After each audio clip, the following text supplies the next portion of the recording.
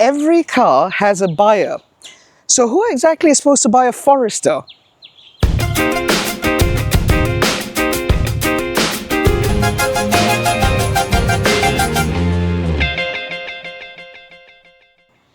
Now, being a Subaru, the Forester is powered by a 2-litre boxer engine paired to a CVT automatic gearbox, which sends power to all 4 wheels via a symmetrical all-wheel drive system. This is the selling point of all Subarus, except for the BRZ, because it offers all-paw traction, lower center of gravity, and apparently better refinement, or so they claim. Now, the Forester that we have here is actually a facelift as well as a Subaru Wild Edition. Now, you can't actually buy the Wild Edition anymore. However, if you want the decal pack or the all-terrain tires, you can still get those as options if you actually want to do some serious off-roading. Now, because this is a facelift model, there are some aesthetic changes to the front that has nothing to do with the Wild Edition. So we now get fully automatic LED headlights replete with automatic high beam. However, the indicator is still a bulb type affair. More annoyingly is that even though we have an LED light strip here for the positioning lights, the daytime running lights are halogen units down here, which also double up as the fog lights. We've also lost the directional headlight system, which means that the headlights no longer swivel with the direction of the wheel, which is slightly annoying. We now get a slightly more prominent hexagonal grille up here with a very, very large Subaru badge. And further down, you get some very prominent bash plates here. These are all standard that come with the Subaru Forester to give it a slightly more off-roady kind of look. Now, in case you're wondering, there is no radar on this car because Subaru uses a system called EyeSight for its ADAS systems, which comprise a pair of stereo cameras up there which do all of your ADAS functionality, and we'll talk a little bit more about that later in the video. Now, down the side, there are a set of 17-inch alloys, the design of which are also shared with the Subaru Forester GT. However, in terms of the tires, these run Yokohama Geolandar all-terrain tires as part of the Wild Edition and again available as an option. Now, these tires do come with some degree of compromise, but in terms of on-road performance, they are not that bad. Now, moving further down the side, you also get this very prominent decal here. Now, while I don't mind the decal design, what I do mind is the quality, because this car's done about 11,000 kilometers and this decal is already starting to come off a little. That's not fun. Aside from that, the bodywork down the side has not been changed for this facelift at all, and so it remains a very familiar affair. That said, however, I do not appreciate the overall proportions of the Forester, because while this looks a little bit more like an estate rather than an SUV, it also suffers from something that Chinese cars used to have an issue with, which is looking very under-wheeled. I suspect it's the amount of metal work above the wheel that makes them look particularly small. It also doesn't help that the alloy wheels themselves are not very large. I think within this segment, the standard is now becoming 18 to 19-inch alloys, not 17s.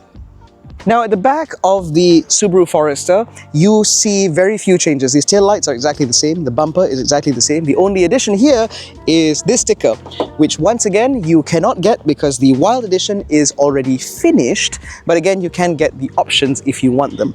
Now, one of the things about this car that kind of irritates me somewhat is the fact that even though this is not by any measure an affordable C-segment SUV, it doesn't have a powered tailgate.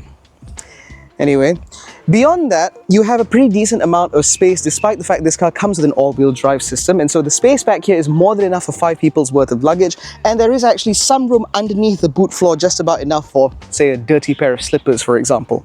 You also get a parcel shelf as standard, but what I like about this is there's actually an additional piece on the back of the parcel shelf in order to completely cover your cargo area, and so if you do have valuables back here, they can remain hidden quite well. On top of that, you also have switches here that actually release the backrest, and so when flipped down, you have a completely flat load area big enough for furnishing a small apartment, I reckon.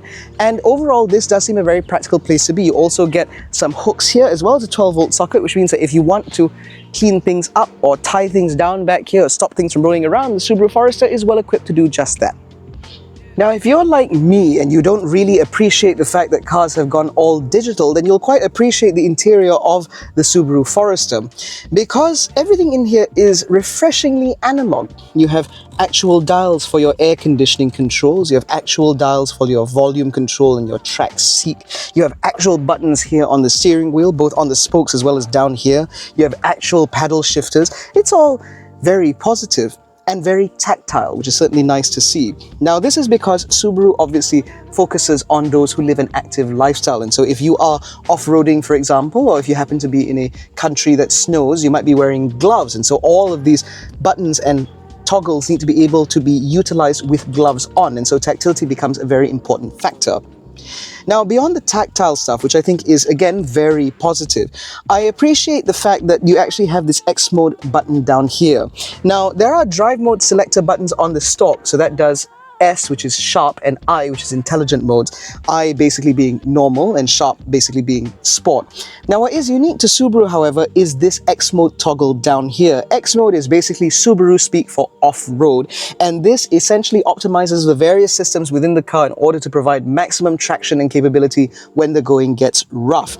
You have a normal mode, you can push it down for a rock crawl mode, as well as a traction off system here in case you're stuck in mud. And I have to say that while it might look like a marketing gimmick, X mode is a truly capable all-wheel drive system. And so it really does allow vehicles like the Subaru Forester, as well as the XV and the Subaru Outback, to go a lot further than you might necessarily expect. Now, what you might also not be expecting is this. This is a wire.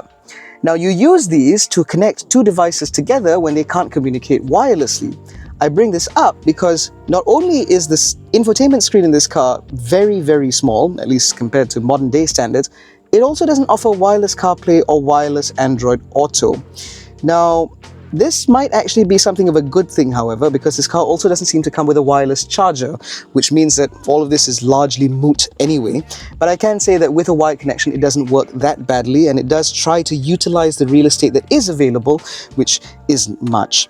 Now, in terms of the interface of the infotainment system itself, it is relatively easy to use because everything works the way you expect it to. It's just not a very flashy system to look at.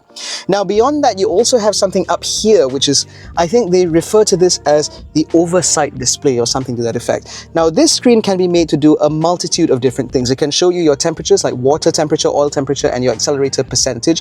It can also show you your trip functionality, your distance to empty and average fuel consumption, instant fuel consumption, or you can set it up to just show your ADAS functionality and your all-wheel drive system. And so that is a very good display to have, again, when you're driving off-road or when you're driving on-road and you just want slightly more minute details. Now, it's a good thing that that's there because the real estate here is also very limited. You actually have a set of analog dials which frame a very small digital screen in the middle. And so because the real estate there is quite limited, the amount of information that you get on that is also quite limited. And so it's good that that's there in order to supplement that, because if it was just that, it would be a little bit lacking. Now, would I have preferred a digital display? Yes, but ultimately the way this instrument cluster displays the information that it has to, it does so very, very well. And so you can pick up all the information that you need at a glance. And the same goes for the oversight instrument cluster up here as well. And so I think that together they work pretty well, and so I have no real gripes here. On top of that, manipulating that screen just makes a lot of sense because you have a trip button here and you have more buttons here that actually do exactly what you expect them to do. They don't do 35,000 different functions, and they are not touch-based, which means that you can actually figure out how to use them when you're driving, and it's all very intuitive. Now, onto the more basic stuff. You get a couple of cup holders here. You get a decently sized center console bin here. There's a little shelf here for you to put smaller items like a phone, for example. You get very large door bins, big enough for a 1.5 litre size bottle. You get a decently large glove box here, which is unfortunately not lined in any sort of fabric or rubber, which means that anything you put in here will rattle around. But overall, life in here is pretty good. Material quality is also quite good because you get a lot of soft touch materials on the majority of places that you touch, and everything that isn't soft touch feels like it's built to last a nuclear war. This is a very Subaru affair.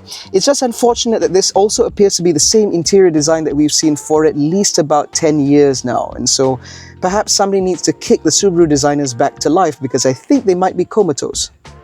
Now, the back end of the Forester, being a large family car, certainly fulfills in certain regards. With the front seat set up in my driving position, about 170 centimeters, I have a good amount of knee room and a pretty decent amount of headroom, no doubt as a result of this car's very lofty roofline. On top of that, these rear seats are actually set up high enough so I have very good under-thigh support even if I don't stretch out. But if I do, there's plenty of space for me to tuck my feet in underneath the seats in front of me. Now, in terms of other accoutrements, I have a couple of USB-A ports back here. Not great. as well as a set of crotch coolers. There are also decently sized door bins here, big enough for a litre size bottle. I've got another pocket up here.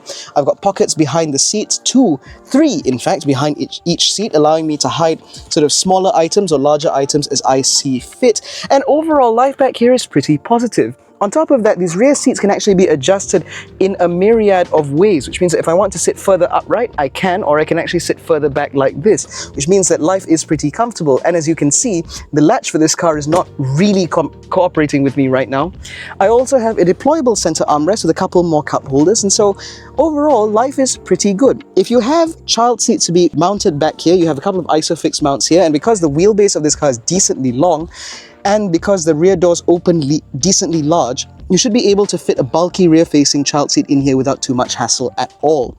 Now, of course, the credentials of the Subaru Forester as a family car are pretty much unchallenged, simply because the Forester has always offered a good amount of space, a good amount of practicality, and a pretty decent amount of spec for the money. The trouble is, when it comes to Subaru, there is actually a little something when it comes to the way it drives. And so let's get back in the driver's seat to talk a little bit more about that. And the eyesight system, obviously. Now, the moment you get into the Subaru XV, you will realize that this is a car from a slightly older generation. I say that because where SUVs these days try to emulate passenger cars as much as possible, the Subaru Forester invites you to sit higher in the cabin, and so you have a great view all the way around thanks to this also very large glass house. And so you have this relatively commanding driving position, which does remind me somewhat of a Range Rover, although only in that regard. As you move off from a standstill, you will hear the boxer engine slowly purring away up ahead of you. Now, as I mentioned earlier, the Subaru Forester is powered by a 2-litre boxer engine, and so the power figures here are somewhat meager. And because the Forester is a relatively large car, I would invite you not to imagine this to be a particularly sprightly or sporty affair, because that's certainly not the case. Instead, the Forester just sort of goes about its business in a very smooth and very calm sort of manner. It picks up and goes in a very linear fashion. You get up to speed eventually. And then once you get there, the CVT automatic does a very good job at keeping engine speed as low as possible as not to consume too much fuel. In fact, even though this is an all-wheel drive, relatively large C-segment SUV that's also quite heavy, our fuel consumption numbers on this car have been pretty good. In fact, it is within reason to expect this car to do anywhere between 8.5 to 9.5 litres to the 100 on an urban cycle. And if you are driving over longer distances or over a longer period on the motorway, you can expect to see numbers even lower still, as low as, for example, 7.8 to 7.9 thereabouts when you're just doing about 120. That's pretty good, again, for a car like this. So, fuel economy is pretty good. The power delivery is pretty good. The next question, which is obviously something that is leveled frequently at Subarus, is in terms of driving dynamics, because this all-wheel drive system doesn't just pay dividends when the going gets tough, but it also pays dividends when you're just out on the road. And so because this car utilizes a boxer engine, the center of gravity of a lot of the heavy parts of this car is significantly lower than what you'd get in a lot of other cars. And so that provides a certain degree of connectedness from behind the wheel. It makes the car feel a lot more agile, a lot more lithe when you're chucking it around. And then there's the fact that despite the fact this car uses electric power steering, the steering in this car is very, very precise and it feels very positive to use. It's not really all that good on feedback, but it is very good in terms of response times. And so it gives you a sense of confidence of wanting to chuck this car around if the mood should take you. And then when you pair that to this car's all-wheel drive system, you have what feels like an endless amount of grip. And that is despite this car running all-terrain tires. I can only imagine that the standard Subaru Forester with the regular road tires must be even better still. And I mention this because these all-terrain tires do detract in one particular area, and that is in terms of refinement. Now, wind noise in this car is decently well managed. It's not the quietest car in the world, but it's certainly far from the loudest. However, these all-terrain tires have done the Forester no favors in terms of road noise whatsoever. Because as soon as the speeds creep up sort of beyond 80 kilometers an hour, the amount of noise intrusion into the cabin is quite significant. Now, again, if you were to have all-terrain tires on a car, on any car for that matter, you should be fully aware of the fact that they will take away in some degree by the way of refinement, simply because you can't have knobbly tires like this and still enjoy the quietness that you might expect. But despite the knobbliness of them, thanks to that all-wheel drive system and this very communicative or connected steering and very accurate steering, it just means that despite the size and despite the heft, the Forester is surprisingly fun to chuck around. So much so that it's very easy for one to get a little bit too carried away, especially if you have family or passengers in the back. Now that does bring me on to another positive of the Forester, and that is this car's ADAS functionality. Now, like I mentioned earlier, the Subaru Forester uses something called Subaru EyeSight, which is their moniker for level 2 semi-autonomy. Now, where other cars utilize a radar-guided system, the Subaru lineup uses instead a set of stereo cameras to read the world around it. Now, Subaru has used this stereo camera setup for quite some time, and they have continually refined what EyeSight is capable of doing. And I stand by my opinion that EyeSight remains one of the best vision-based ADAS systems available on the market.